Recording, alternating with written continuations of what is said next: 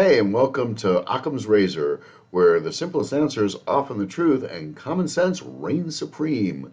Like the video, leave a comment, and whack that bell. Today, we're going to watch Robert De Niro make a complete fool out of himself, as if we should listen to an actor telling us what we should think politically. Here we go. New York City. I grew up here and feel at home in these streets. I feel comfortable.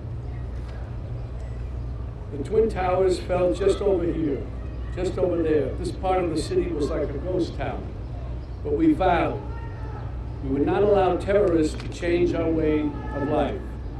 And we started the Tribeca Festival to bring people back. I love this city. I love this city. I don't want to destroy it.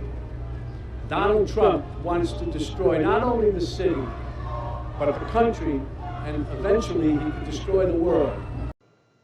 Perish from the earth. I don't mean to scare you. No, wait, maybe I do mean to scare you. If Trump returns to the White House, you can kiss these freedoms goodbye that we all take for granted. And elections, forget about it. That's over. That's done. If he gets in, I can tell you right now, he will never leave. But we've had 4 years of Donald Trump, and that's not what happened. And he did leave.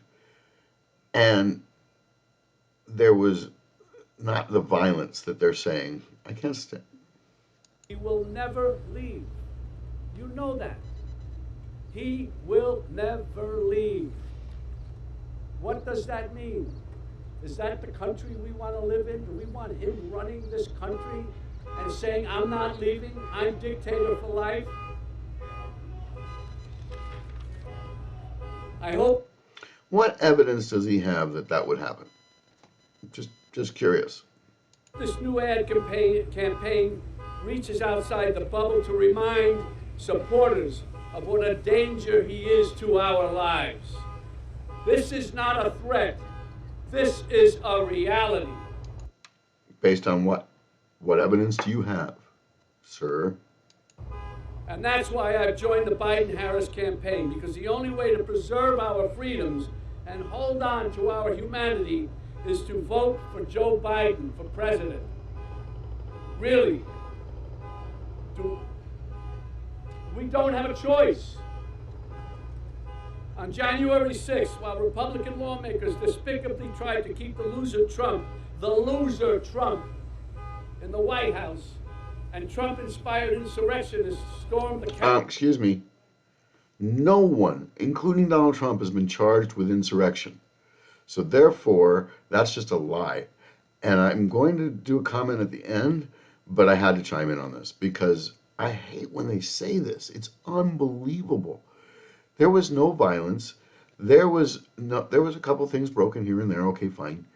But for the most part, First Amendment protected speech. Capitol, brave men and women from law enforcement put their lives on the line to defend this. What lives on the line? They let the people in. Country, our democracy. They are the true heroes. When people from the left, like De Niro, this clown, says our democracy, they literally mean it that way, meaning it's their democracy, not ours. We don't have the right to feel, think, and say the things that we believe in.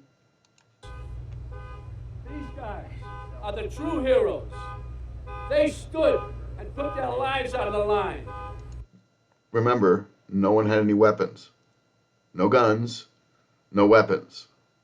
For these lowlives, for Trump. They lied under oath. They lied under oath. Right. Who lied under oath? What are you telling me? Those two traitors behind you. Excuse me? Those two traitors behind you. They lied under oath? That's right. What are you saying? They're traitors. They're traitors. I don't know. I don't even know how to deal with you, my friend. I don't even know how to deal with you. Except the bystander's telling the truth. There's evidence of it. And De Niro keeps just saying platitudes that there's no proof of whatsoever. But that's okay. That's okay. Let's go on. They stood there. They didn't have to. There were other ones in there. They stood there and let people into the White House and then claimed that they were in danger. That's right, they stood there and did absolutely effing nothing except shoot tear gas and rubber bullets into a peaceful crowd. Who probably were in with them a little bit too, and they found a way to get around. Not these guys. They stood there and fought for us, for you. For you. Well, they weren't fighting for me. No, they fought for you, buddy. You're able to stand right here now. They are the true heroes. I'm honored to be with these two heroes today, from former Capitol Police Officer Harry Dunn and former Metropolitan Police Officer Michael Fanone.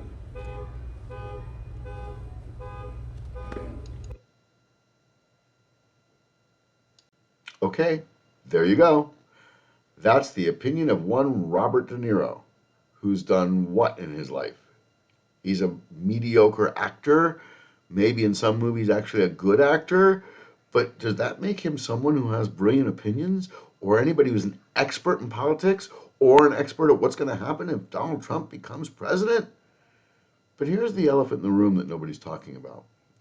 When Donald Trump was in the trial and he had people coming to the microphone to support him, who do we have? Congressmen, senators, lawyers, judges, legal scholars. The left, an actor who's trying to scare you by saying that Donald Trump is a threat to our democracy. And I've noticed something about these elites. When they say our democracy, they literally mean their democracy, not ours, not mine, theirs, because they know everything. They're educated. They're the elites, and we are just the bottom of the barrel. We are Republicans or conservatives or libertarians, and we didn't go to the Ivy League colleges, so therefore we don't have a right to an opinion. Right? Wrong. So let's deal with this a little bit. Donald Trump was already in office for 4 years, and if he was going to be a dictator, he would have done it then. But when his term was over, whether he believed that the election was fair or not, he left. Democracy worked. And oh, by the way, nobody has been charged with insurrection. Not any of the J6ers and not Donald Trump, because there wasn't an insurrection. And if there was over 1 million people at that rally. And yet, no weapons, no explosions, no nothing. The only weapons were from the police firing rubber bullets and tear gas. So that wasn't an insurrection, and if it was the worst one in history. And oh, by the way, Donald Trump was still president. So what government were they really looking to overturn? And don't you have the right to the opinion that the election was fraudulent? Maybe it was, maybe it wasn't. Who knows? But I will tell you this, I have the right to say it if I believe it. That's not a lie. That's not insurrection. But the left seems to think that I don't have the right to say that and that it's not protected by my First Amendment right to free speech. So who's trying to take the rights away? Well, we know that the Biden DOJ has actually colluded with Twitter when it was Twitter, with Facebook, and with all of the mainstream media to control the narrative and to delete what they call disinformation. That sounds like censorship to me and a violation of my First Amendment to free speech. Point one. Point two, actively creating an ATF that's going after our Second Amendment right and the right to bear arms. Sounds like it's Joe Biden who's trying to take away our rights. Also, let's look at Joe Biden's record. Mask mandate, you must wear a mask.